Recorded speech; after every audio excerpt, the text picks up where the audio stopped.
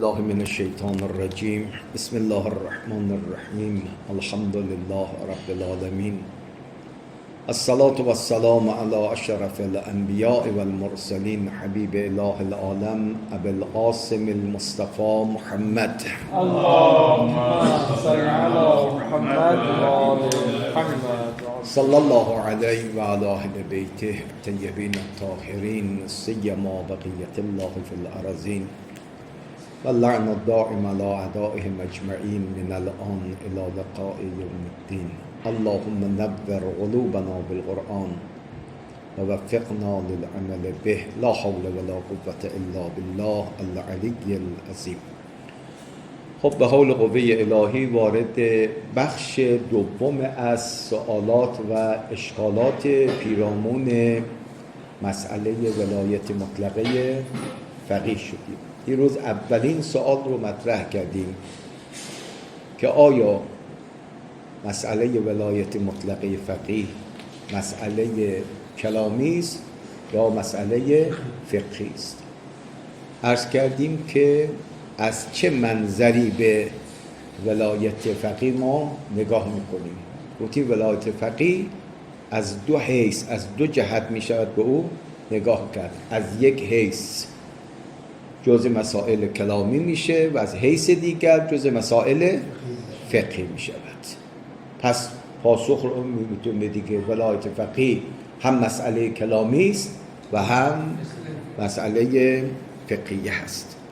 اما گفتیم سوال دومی که مطرح میشه اینه، اگر دوستان میخوان یادداشت بفرماید، اگر ولایت فقیه مسئله کلامی است آیا از اصول دین است یا از اصول مذهب؟ سوال سوم، آیا اعتقاد و ایمان به مسئله ولایت فقیه لازم و واجب است و اگر کسی معتقد به آن نباشد موجب خروج از دین می شود یا خیر؟ این دو تا سوال خیلی مهمیه. دقت فرمودید. اولا آیا جزء اصول دینه یا جزء اصول مذهبه؟ جزء مسئله کلامی دیگه.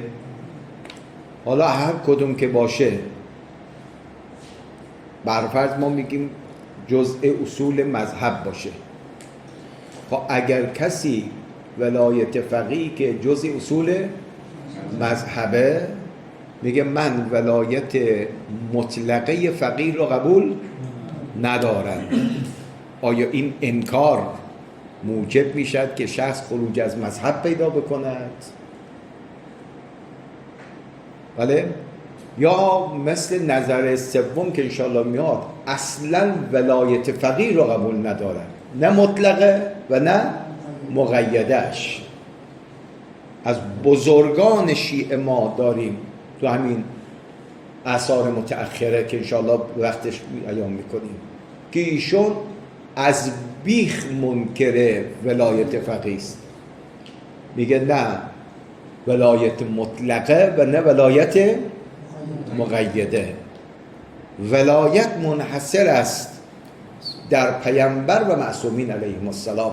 مثلا ولایت برای غیر معصوم جل نشده است. خب آقای کسی چنین اعتقادی داشته باشه و از یک طرف شما میگید ولایت مطلقه فقیه یا ولایت فقیه جزء مسائل کلامی است و امروز میخواد برای ما مشخص بکنید که آیا جزء اصول دین است یا جزء اصول مذهبه.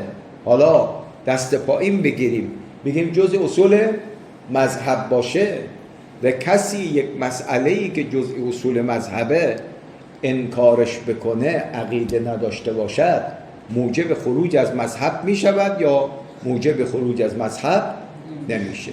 ببینید سوال بسیار مهم، حساس، چالش برانگیزه. همون که دیروز عرض کردیم، هیچ وقت راه رو نبندیم برای طرح سوال. این سوال منطقیه، راه رو باز بگذاری برای سوال. یعنی شخص آزادانه بیاد، بله، سوال رو از شمای معتقد به ولایت مطلقه فقیه مطرح بکنه و شما هم بر اساس اصول و مبانی هم که داری پاسخ سوال رو بدیم. سد راه نشیم از ایجاد سوال، نگذاریم سوال تو ذهن سوال کننده بمانه. درست شد؟ و ما سیر بحث رو هم منطقی شروع کردیم. اول اومدیم گفتیم که این مسئله ولایت فقیه میتونه هم کلامی باشه هم فقهی باشه. حالا که علی فرض که کلامی باشد جزء اصول دین است یا جزء اصول مذهبی باشد. اما پاسخ این مسئله که آیا جزء اصول دینه یا جزء اصول مذهب. پیش از پاسخ به سوال مقدمی لازم است و آن این است که مل فرق بین اصول دین و بین اصول مذهب. خب اول فرق و میز این دوتا مسئله رو روشن بکنیم. بله، وقتی تعریف این دوتا روشن شد، خود به خود پاسخ سوال آدم میفهمه که آیا ولایت فقیه جزء اصول دینه یا جزء اصول مذهب می باشه. وقتی پاسخ این سوال رو پیدا کردیم، پاسخ سوال بعدی هم روشن میشه که آیا منکر ولایت فقیه انکارش سبب خروج از مذهب می شود یا بله نمی شود. فرق این دو رو خلاصه، گرچه جزء مباحث کلامیه ما الان در بحث داریم مطرح میکنیم، از باب این که ضرورت اقتضا کرده و الا باید مفصل اینها رو تو علم کلام باید مطرح بشه و پاسخ داده بشه. خلاصه سخن اینه: اصول دین پایه های اعتقادی مشترک میان همه مسلمانان است که عبارتند از توحید، نبوت و معاد. اما اصول مذهب اعتقادات اختصاصی یک مذهب خاص از مذاهب اسلامی را گویند، مانند عدالت و امامت در شیعه که پذیرش آنها برای مذهب خاص ضروری است، اما برای سایر مذاهب ضروری نیست. درست شد؟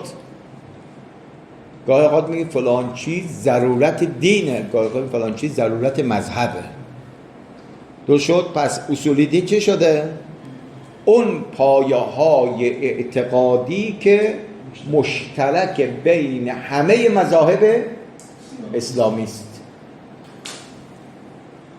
الان مذاهب متعددی که ما داریم، حالا خود مذهب شیعه با فرق متعددی که داره، مذاهب اهل سنت با فرقی که داره روی این سه تا اصل با هم مشترکیم. بله، توحید، نبوت و معاد. اما دو تا اصل دیگر به نام امامت و عدالت رو، این جزء چیه؟ اعتقادات مذهب شیعه است. دقت فرمودید؟ اما سایر مذاهب نه، خدمت امامت و عدالت رو جزء اصول نمیدانن. این یک تعریف میکنه. به عبارت دیگر، شاید عبارت دوم، تعریف دوم روشن‌تر باشه. به عبارت دیگر، اصول دین شرط مسلمانی است، اما اصول مذهب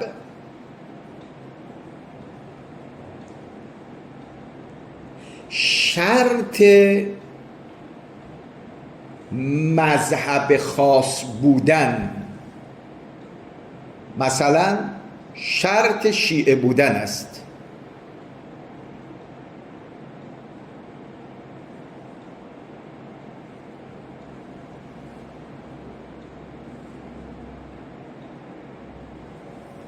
درست شده؟ میگه الان شما رو که مسلمان کیه؟ بله، اصطلاح خودمون میگیم مثلا اصول اسلام و اصول ایمان، یعنی ایمان در مقابل مثلا اسلام تو زبان عادی شیعه. نه، حالا میخوام فنی صحبت بکنیم، دقت کنید، علمی. بله، میگه مسلمان کسی است که توحید رو قبول داشته باشه، مبدأ معاد رو هم قبول داشته باشه، نبوت رو هم قبول داشته باشه، این میشه مسلمان. درست شد؟ اما سوال میکنیم که از کدام مذهبی؟ وقتی مذهب میرسه میگه من علاوه بر اون اصول عامه یه اصول خاص هم بهش اعتقاد دارم. حالا عرض میکنیم مثلا ما شیعه اثناعشریه علاوه بر اون سه اصل عمومی دو تا اصل اختصاصی رو هم قبول داریم که بحث امامت و عدالت بوده باشد. اینم خدمت تعریف دوم. یه نکته یادداشت بفرمایید.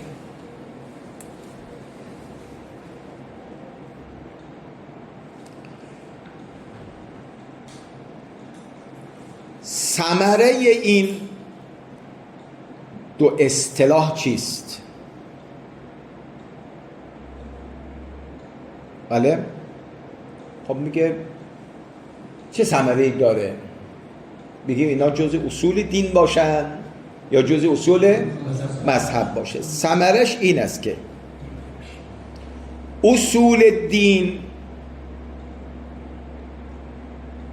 چنانچه بیان شد شرط مسلمانی است،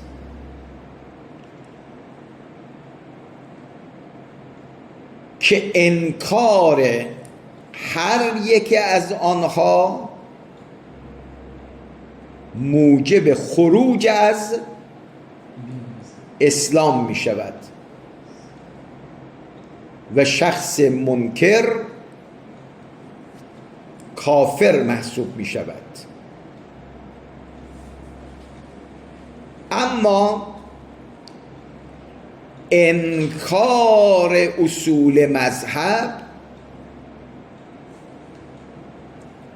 موجب خروج شخص منکر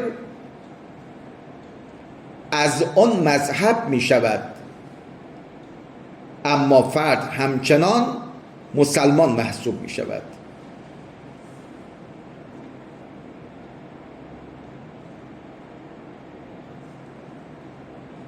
و منظور روشن شد؟ مثلا یک شیعه مدتی شیعه بود و هر دلیل میگه خدمت تذکر این اصول مذهب رو قبول نکرد، این کار کرد، نمیگه تو دیگه مسلمان نیستی، نه میگه من توحید رو قبول دارم، نبوت قبول دارم فلان. و بالعکس عکس. اگر مسلمانی از یک مذهبی اصول اون مذهب رو قبول نکرد، انکار کرد، اومد اصول مذهب دیگری رو قبول کرد، ما بهش نمیگه تو کافر شدی. نه، کافر به کسی میگن که اصول دین رو انکار بکند. اما منکر اصول مذهب، دقت فرمودید، موجب خروج از دین نمی شود. این خلاصه فرق بین اصول دین و اصول مذهب. به عبارت پایانی میخوام عرض بکنیم خدمت، اصول دین را میگن هسته مرکزی اسلام. هسته مرکزی اسلام. هسته مرکزی اسلام چیه؟ توحید، نبوت، معاد. درست شد؟ اما اصول مذهب تفسیر ساختار خاص یک مذهب رو میگن. دقت کردید؟ اونا ساختار یک مذهب خاص رو میگن. مثلا امامیه میگه اگر این اصول دین میخواد کامل بشه، در کنارش باید اینا هم باشه و الا کامل نمیشه. این خدمت با سعادتتون عرض کنم که مثلا اون که در روایت هست که من معتقد می‌دارم امام زمانی می‌تونید جاییه چه میشه؟ بله، اون تفسیر خاص خودشه داره. الان میخوام یه تذکر بدم شما. یه تذکر یادداشت بفرمایید.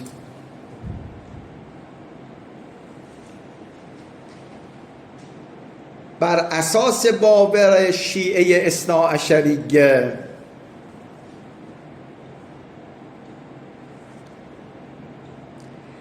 اصل اساسی دین یک چیز است،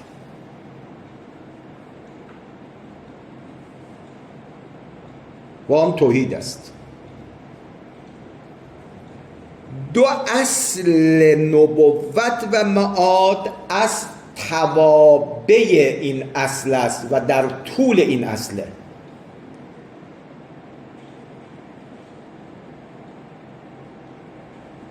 بله؟ عدالت نیز از توابع توحید است و امامت هم از توابع نبوته.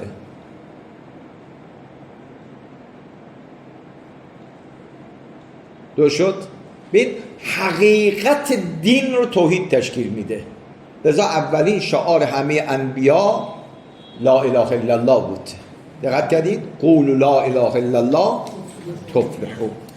منتهای مراتب میگیم خب صرف توحید؟ نه، توحید در طول خودش چی داره؟ معادی هم داره. بین خلق و خالق باید رابطه هم باشه. اینجا بحث نبوت مطرح میشه. خب شما الان میگیم بحث عدالت. عدالت یه اصل مستقل نیست. عدالت یک وصفی از اوصاف خدای تبارک و تعالی است. خب چرا شیعه اومده این رو برجسته کرده؟ میگه در میان همه اوصاف الهی اونی که بیشتر تجلی میکنه این بحث چیه؟ عدالته.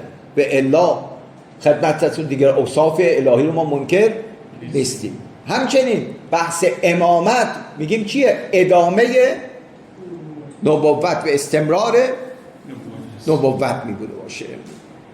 بله، خدمتتون عرض کنم که ثمرش رو عرض کردیم. اگر کسی منکر اصول دین باشه یه ثمره داره، سبب خروج از اسلام میشه. اما اگر منکر اصول مذهب بشه، خدمت شما عرض کنیم که فقط موجب خروج از اون مذهب میشه، موجب خروج از اسلام نمیشه. جهت اطلاع بیشتر در میان فرق اسلامی برخی ها هم مثل مذهب امامیه اثناعشریه دارای اصول مذهب هستند.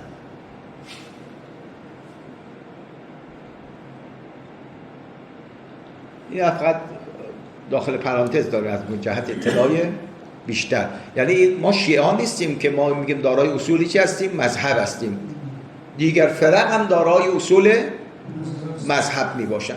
به عنوان نمونه اصول مذهب شیعیان اسماعیلیه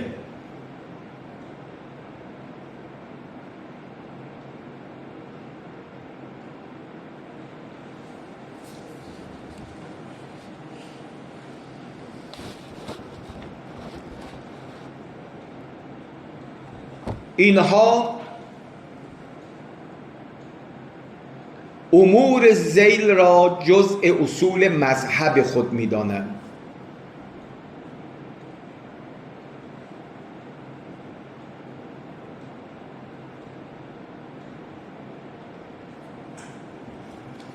خب یک تفاوت من اینجا عرض بکنم. فرق بین اصول مذهبی که شیعه اثناعشریه با اصول مذهبی که اسماعیلی هست اینه که ما خدمت اصول دین را جزء حوزه اعتقادی میدونیم. دقت فرمودید؟ جزء اعتقادی میدونیم. عبادت را جزء حوزه فروع دین میدونیم. عنایت کردین؟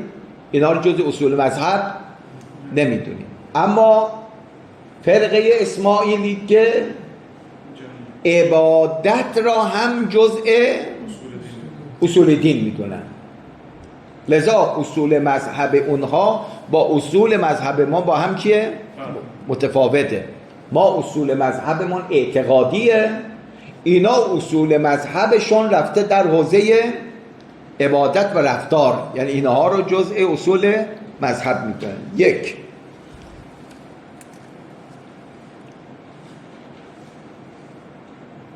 ولایت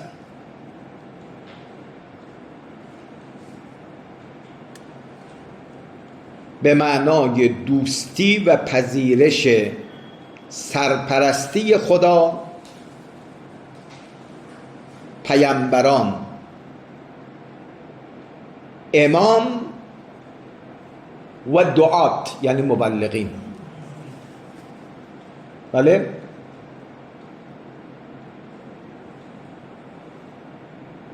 حالا اینا یه سری اعتقاداتی دارن که سر جای خودش باید بحث بشه. دوم، طهارت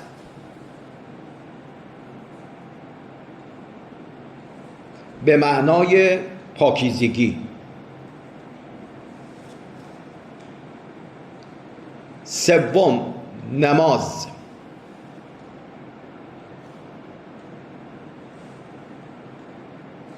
اینا معتقدن که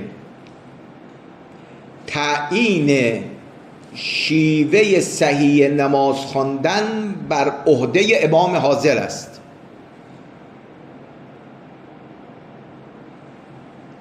برخلاف نظر شیعیان اثناعشری و اهل سنت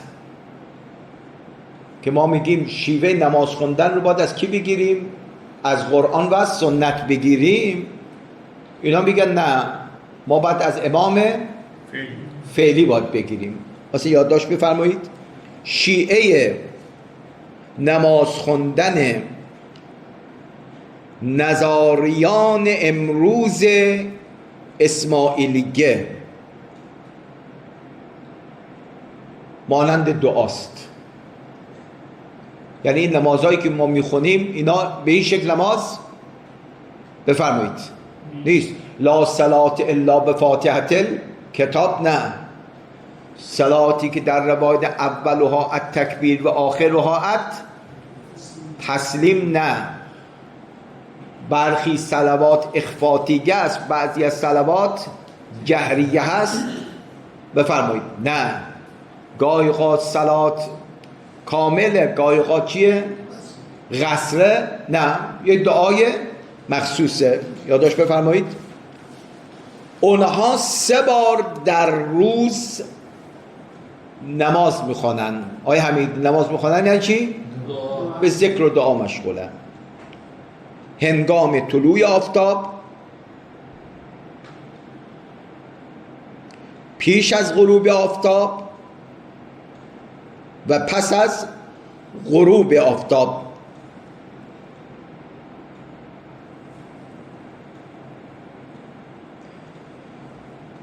و معتقدن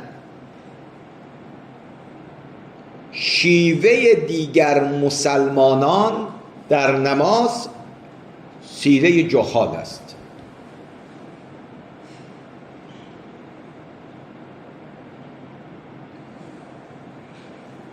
ولی شرکت در نماز جماعت دیگران از باب تقیه را جایز می‌دانند.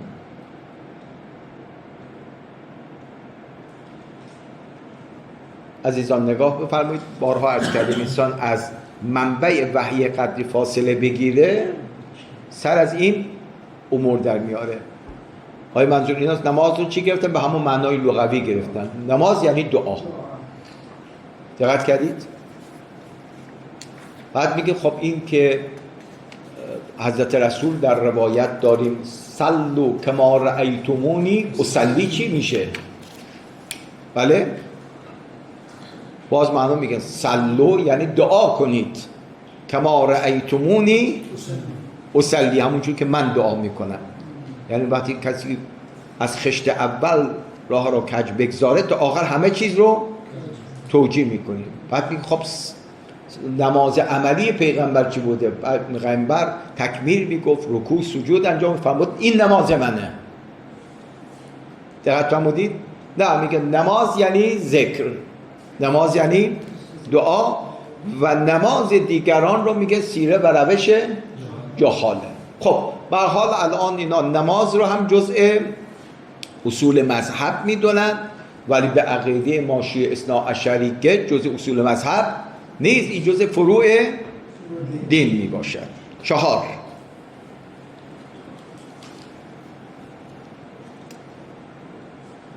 روزه.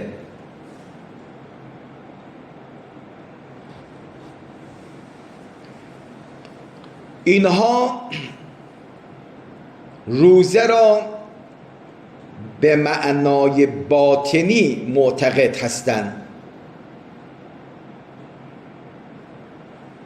یعنی پرهیز از کارهای بد و انجام کارهای صالح.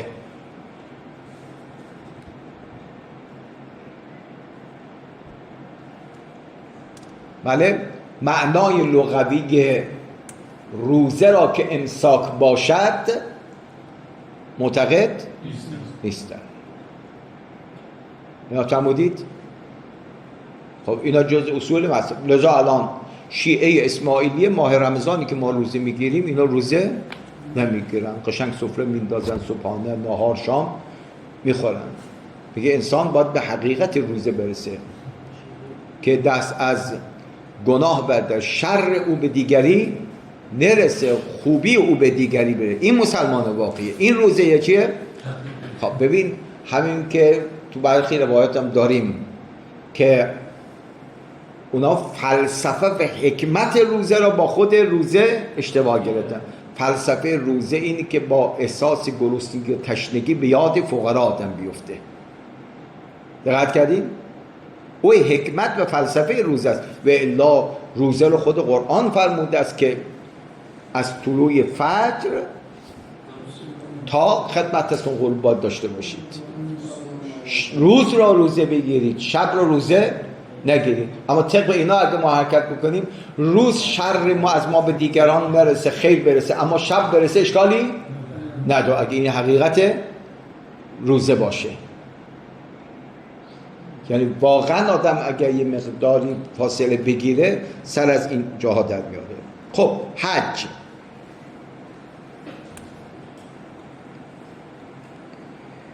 اینها حج را به معنای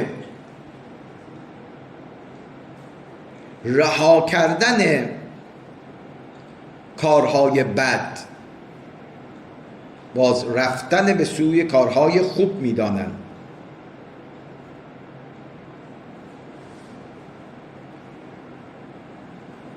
چرا؟ چون میگن حج در لغت به معنای قصد زیارته. دقت کردید؟ قصده. نیت بکن که کار خوب انجام بدی، کار بد انجام ندی. لذا رفتن به مکه را لازم نمیدونن. اینا فهمیدید؟ مکه را لازم نمیدونن. کعبه یک سنگ نشانی است که ره گم نشود، حاجی احرام دگر بند ببین یار کجاست. دقت فرمودید؟ خب اینا جزء اصول خدمتتون عرض کنم که یه اصل دیگر دارن، جهاد. این هم جزء اصول مذهبشونه. اینا معتقدن معنای حقیقی جهاد یعنی مبارزه با نفس.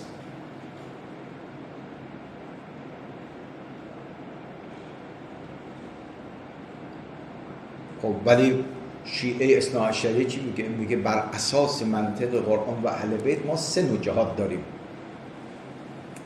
جهاد اصغر، جهاد اکبر، جهاد کبیر. دقت کردین؟ اصغر، اکبر، کبیر. اینا همه متخذ از آیات و روایاته. جهاد اصغر کدومه؟ و اعد لهم ما استطعتم من قوة و من رباط ترهبون به عدو الله و عدوکم. دقت فرمودید؟ اگر 20 نفر در میدان جهاد مؤمن صابر باشید بر 200 نفر دشمن غلبه پیدا میکنید. و آیات دیگر که جهاد اصغره. مبارزه با نفس جهاد اکبره. تبیین حقایق و ایجاد بصیرت برای مردم میشه جهاد کبیر. دقت فرمودید؟ خب اگه نگاه ها بسته بشه تکبودی آدم میشه. میگه جهاد اینه که شما مشغول مبارزه با نفس باشی. خب اگه یه وقت دشمن به ما حمله کرد چی؟ دقت کردید؟ اما وقتی آدم بیاد در محضر قرآن باشه، هر 3 جهاد رو ما از قرآن میتونیم انتخاب کنیم: جهاد اصغر، جهاد اکبر و جهاد کبیر بوده باشه. خب این هم میشه اصول مذهب. پس این میگیم اصول مذهب این اختصاص به ما شیعه های 12 امامی نداره. دقت کردین؟ شیعه های اسماعیلیه قائل به اصول مذهب. منتها کم فرق بین اصول مذهبی که امامیه اثناعشریه به او قائل است و امامیه اسماعیلیه. و همچنین یه تذکری هم بدیم: اصول مذهب بفرمایید. استاد یک سوالی به ذهن آمد حول این، یعنی روایاتی که پیامبر فرمودن جهاد اکبر و جهاد اصغر، که جهاد و نفس را فرمودن جهاد اکبر، جنگ میدانی و فیزیکی رو گفتن جهاد اصغر، درسته؟ بله. خب ما فکر بکنیم فقه الحدیث داشته باشیم، خب در میدان جنگ همونجا هم جهاد اکبر هست دیگه، جهاد و نفسه. نفس میخواد نه شخصی اومد جهاد اصغر کرد، اتفاقا کشته هم شد. پیغمبر فرمود این آقا رو نگی شهید، او قتیل الحماره. دقت کردید؟ او قتیل الحماره. گفتن چطور یا رسول الله؟ گو ایشون از همون اولی که اومد تو سپاه ما تو میدان گل عرف مقابل یه الاغ خیلی خوبی داره، من میرم اون رو میکشم، الاغش رو به غنیمت میگیرم. پس این مبارزه با نفس نکرده، اعتقاد به میل نفسش اومده. عنایت فرمودید؟ نه استاد، نمیگم استاد. اون کسی که مثلا میاد میدان جنگ با دشمن میجنگه، خب آمادگی نفسی داره دیگه. مثلا اشکالم جهاد با نفس یعنی هر کی مخالف امیال نفسانی. من الان مثال در این روایت آوردم، طرف اومد تو جهاد اصغر شرکت کرد، تو صف مسلمانان بود، اما مطابق میل نفسانی خودش گفت من میام به این قصد که به فلان غنیمت برسم، نه فی سبیل الله.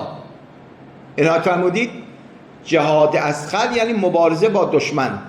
جهاد اکبر اینی که تمام اهدافت الهی باید بشه، برخلاف هوای همین که پیغمبر از این بالاتر پیغمبر فرمود مرحبا به قوم که از جهاد اصغر پیروز بدل آمدن، حالا تلاش کنید به جهاد اکبر. عرض کردن یا رسول الله جهاد اکبر چیه؟ از مبارزه با نفس، هوای نفسانی. پس اینا با همدیگر متفاوت می باشن. بله کسی که تو جهاد اصغر شرکت میکنه میتونه جهاد اکبر هم داشته باشه، مثل مولا امیرالمؤمنین سلام الله علیه رفت رو سینه امر بن عبد. استاد سوالم را متوجه نشده استاد. خب بفرمایید. مالاسف این که کسی که مثلا برای اخلاص جنگ میره، خب اونجا هم جهاد نفس در هم در جهاد کبیر صغیر هم اصغر هم در شیخ خدا میگم اینا مانع شما یک جهاد فیزیکی را پیدا نمیکنید که اونجا جهاد اکبر نداشته باشه. چرا؟ الان مثالی که من زدم دیگه، طرف جهاد اصغر داشت ولی جهاد اکبر. تعلیم رو زدیم استاد، کسی که با اخلاص میره اصلا اینا مانع جهاد فیزیکی انجام میده. شیخ خدا جاش بده، اینا مانعت الجمع نیست که کسی هم جهاد اصغر داشته باشه هم جمان جهاد اکبر هم داشته باشه، مثل مولا امیرالمؤمنین. چنانچه مانعت القلوب هم نیست، یعنی طرف جهاد اصغر داشته باشد ولی جهاد اکبر نداشته باشه. ما میخوام بگیم تقسیم باطل دیگه استاد. چرا تقسیم میگم؟ میگه اینا مانعت الجمع نیست، یعنی طرف در عین حالی که دارد جهاد اصغر میکند جهاد اکبر هم میکند.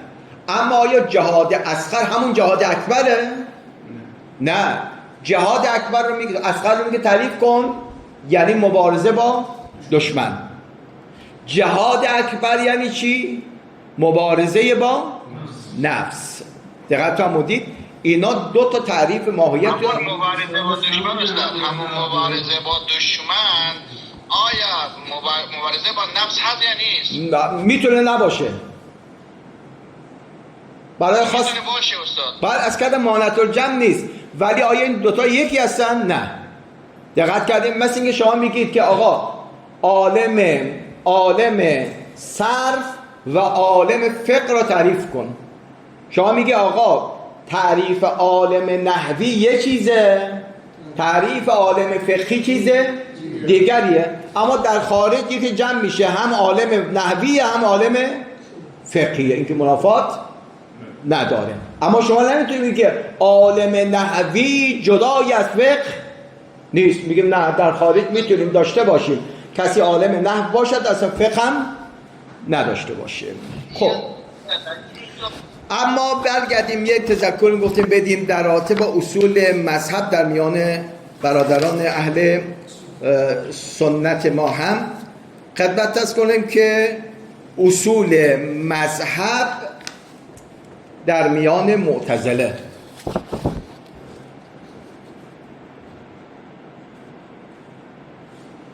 عنوان معتزله در علم کلام گروهی از متکلمان مسلمان اهل سنت هستند که به اصالت عقل در برابر نقل شهرت دارند.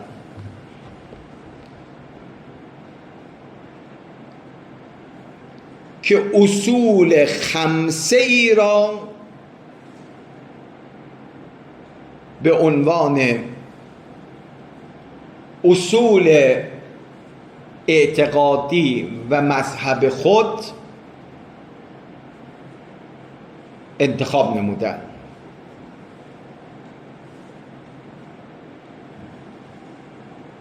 یک، توحید صفاتی.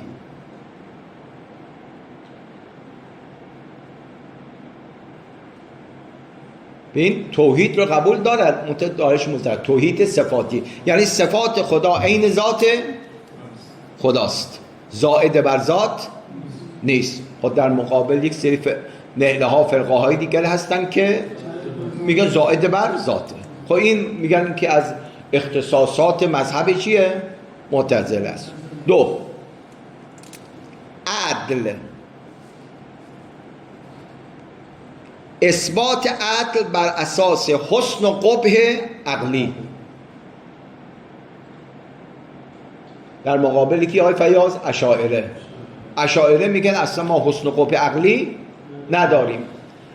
الحسن ما حسنه الشارع و القبیح ما قبحه شارع، اصلا ما حسن و قبح عقلی نداریم. نه، آیه معتزله میگن ما قائل به عدالت خدا هستیم و حاکم بر این عدالت خدا کیه؟ عقله. دقت کردیم؟ سوم،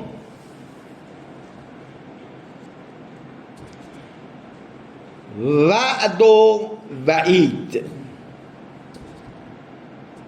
وعد و وعید. وعد یعنی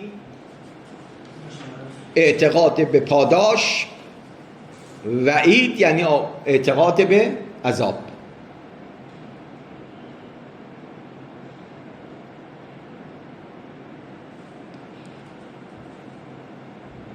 چهار، منزلتی، میان دو منزلت، یعنی برزخی بین دو امر. اینا معتقدن که مرتکب کبیره، بله، مرتکب کبیره نه مؤمن است و نه کافر.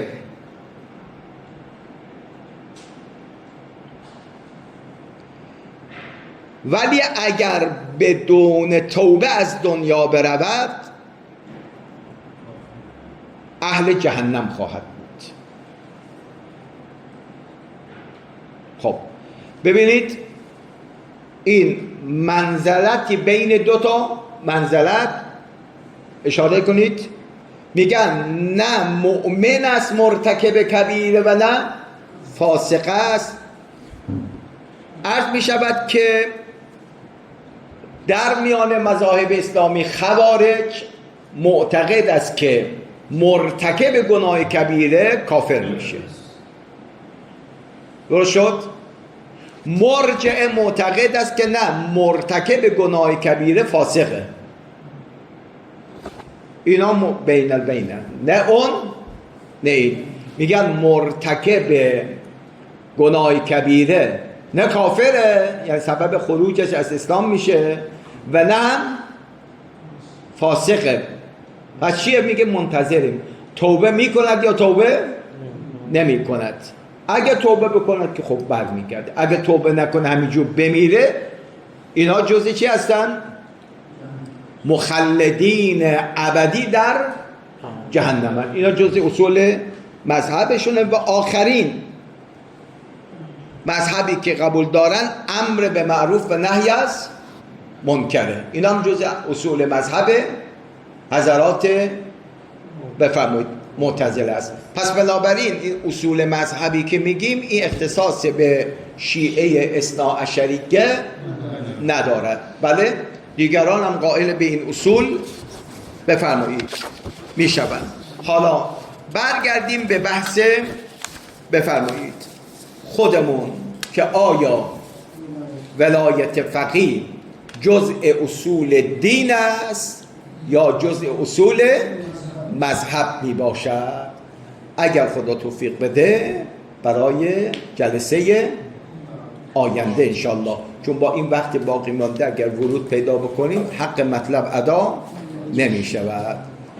و صلی الله علی سیدنا و نبینا محمد و آله الطاهرین.